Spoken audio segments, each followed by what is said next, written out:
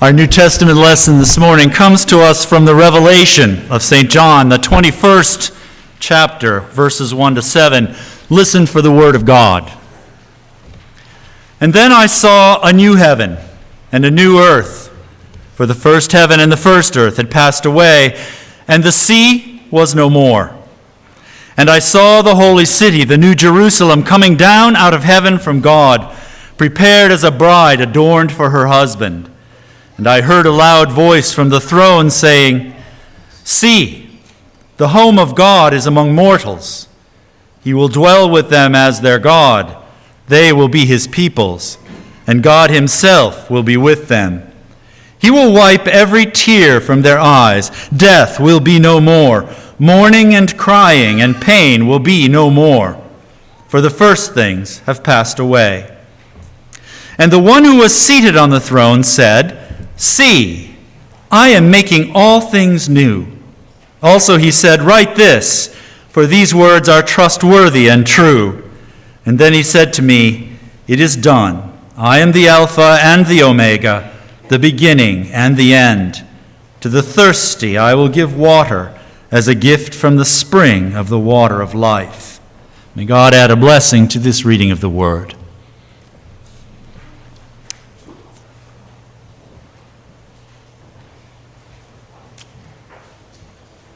Just finished a novel about life in the middle of the 14th century in Europe, in the Black Forest area of Germany. The time during which the Black Death was spreading across Europe.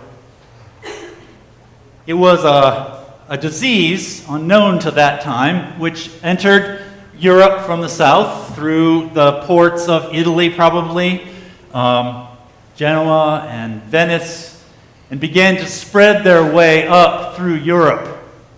And month by month, it crept its way from one large city to another.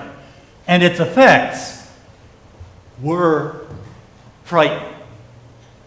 The manner of death by this disease, since it was caused by flea bites and a bacteria transmitted by flea bites, it manifested itself in large black pustules that grew around the site of the bite, usually in armpits and groin. And they would grow and they would grow until they would break, and the smell would be awful, and the pain was excruciating. And no one understood how it was that this thing went from one person to another, from one place to another. They didn't understand about bacteria or viruses. They didn't understand about vectors of infection. They didn't understand that some diseases spread by water, some by food, some by insects, and some by air. And so for them, it was a great mystery. Why does this person get it and not that person? And the mortality rate was spectacular. It was between 1 in 4 and 1 in 3 individuals who were infected died from it. And the estimate is that a quarter of the population of Europe died during the Black Death. Can you imagine what it must have been like? Not necessarily to get the disease and die from it. That's, pretty easy to imagine horror. But can you imagine the fear and the uncertainty and the utter conviction, the feeling that the world as we have known it is disappearing, dissolving, being destroyed, falling apart? Can you imagine how that knowledge would affect every aspect of your life, your relationships with your spouse and children, whose lives you could see ebbing away or the possibility of their loss looming before you?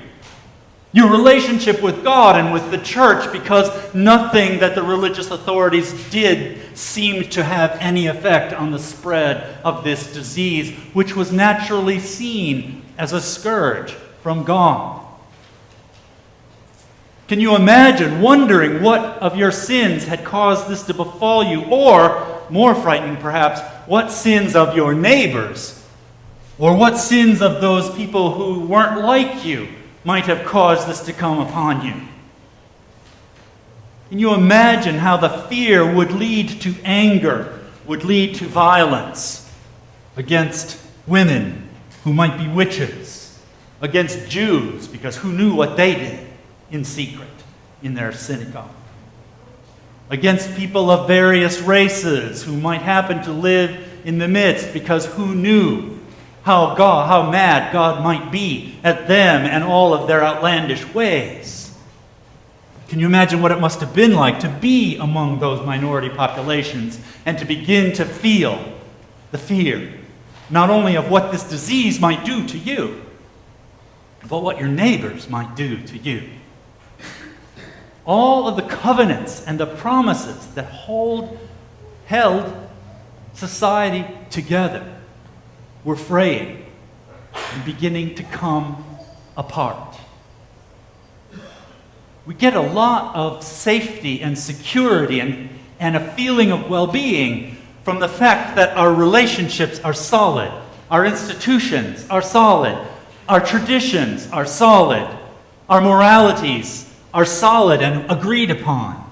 As those things begin to fall apart, it must have seemed to them like the apocalypse, that God had brought a massive judgment upon the earth in preparation for bringing it to an end. And the fear, the anger, the guilt must have been enormous. The stress must have been incredible. And the fact is that medieval world did come to an end.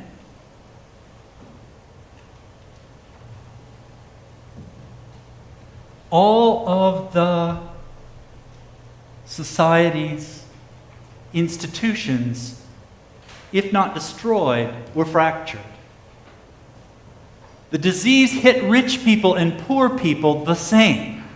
And that began to crack the sense that somehow the Lord and His lady were better than the serf because they suffered the same. And it began to chip away at that foundation of stratified society that was part of the life in the Middle Ages. And it began to chip away at people's blind faith in the church and its power to control evil in the world. And it never came back. It chipped away at the foundations of the economic life of the medieval world because a lot of property was now vacant. And people who previously didn't have it now had it. A lot of niches within the economy were now vacant and people could move into them, and suddenly there was social mobility. People began to question assumptions. And at least in part, out of that questioning, out of that breaking, began to emerge the Renaissance. Had the Black Death not moved across Europe, the Renaissance would not have occurred, and the Enlightenment might not have followed. And the scientific and modern ages in which we now live, in which medicine can control a large number of horrifying diseases. We have the tools and the knowledge, but it all came out of the apocalypse of the Black Death. This period before Advent is when the lectionary, that schedule of readings that we use, that goes through a 3-year cycle, this period before Advent is when the apocalyptic passages really start coming. And I, for some reason, because I was a scaredy pants or something, decided not to use the very scary apocalyptic reading out of Luke. And by the time I decided I should have done it and found my courage, it was too late to put it in the bulletin. So we got the smiley happy parts. But the Bible has an understanding that there are times in the lives of human beings, in the times of societies and civilizations, when things begin to break apart. when things begin to shatter. The time of Christ coming into the world was one of those times when the power of Rome, while it seemed still very real and solid, already the cracks were beginning to form. And as the centuries of early Christianity moved on, those cracks became wider, and the power and the future of Rome became less certain. And people responded to that uncertainty in all of the ways that human beings always do. With anger, with retribution, with fear. The time in which our first reading was written was before Christ. It was a time following when the people of Israel were restored, people of Judah were restored after their exile in Babylon. They had thought everything was going to explode into this, wonderful golden age, but already things are beginning to go back into the old patterns. People are already beginning to cheat in the marketplace. People are already beginning to bribe judges. People are already beginning to influence the political structure, and all the old ways seem to be re-emerging, and people are beginning to ask themselves, what is happening? Are things about to fall apart? And into the midst of that uncertainty and that fright comes that word from Isaiah. Behold, I am doing a new thing. Remember not the things of old. And then he begins to unfold this amazing vision about what it is that God is going to create in the midst of Jerusalem. That Jerusalem's holy mountain will be a focal point for the peoples of all the earth, not just Jews, but people from all of the world, to see the power and the glory of God at work in the world. People will stream there, and on this holy mountain, all the bad things that we have come to expect are going to fade away.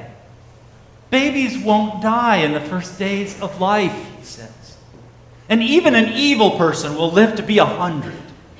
Because the evil people in that time won't be that evil.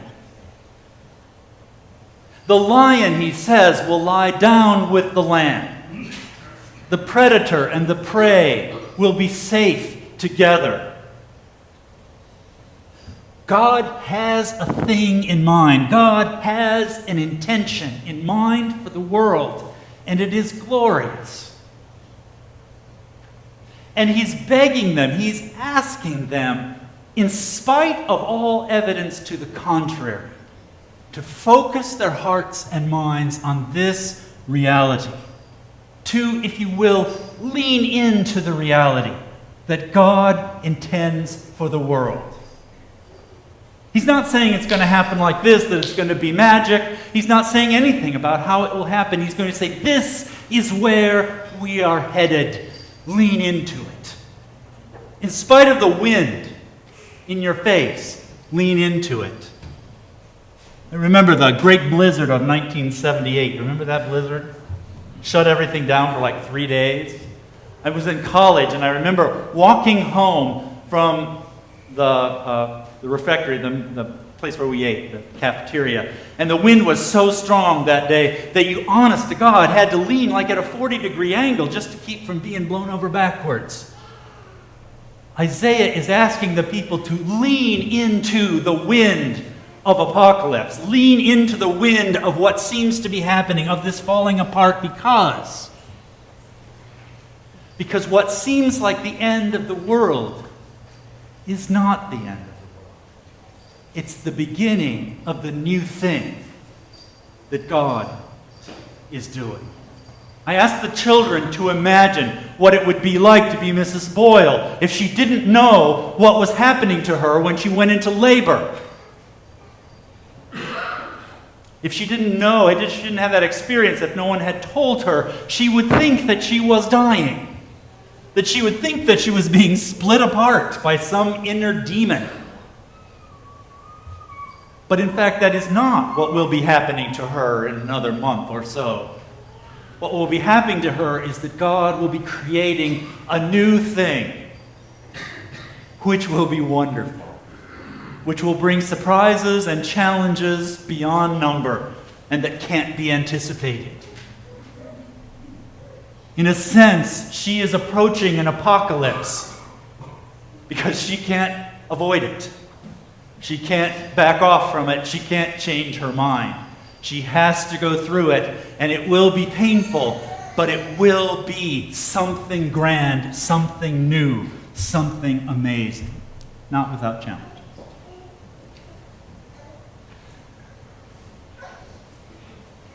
John the Revealer is writing his very difficult work, the Revelation, to a group of people who have experienced the wrath of Rome as people begin to fear that things are coming apart. And their community is being used as a scapegoat to bleed off that fear. And they are experiencing persecution and martyrdom and death and torture and horror. And he writes his revelation to assure them that yes, this is a terrible time. This is a time of division. This is a time of struggle between good and evil, when basic realities are beginning to come apart, when basic realities of good and evil are coming into particular conflict. He says, but something's about to happen. These are the birth pangs of a new reality that God is asking for. And he's encouraging these Christians to lean into the wind of their persecution, to lean into the wind of Rome's fear, and to trust that out of this, God is going to create a new Jerusalem descending out of heaven, adorned as a bride for her groom.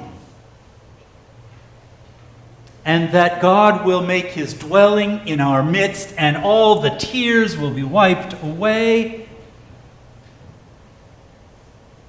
and that something new is happening. The reality is that apocalypse is something that happens over and over again in human history, sometimes on the big scale, like a terrible epidemic, or a whole 3 decades of war, or global warming, or political dissolution, or social and moral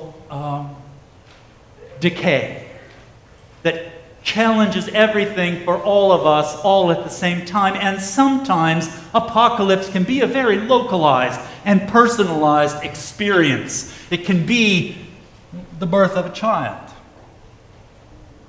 It can be a struggle with cancer. It can be a frightening and dangerous surgery. It can be a child who is making a string or a series of bad choices when we are powerless to keep them from doing it.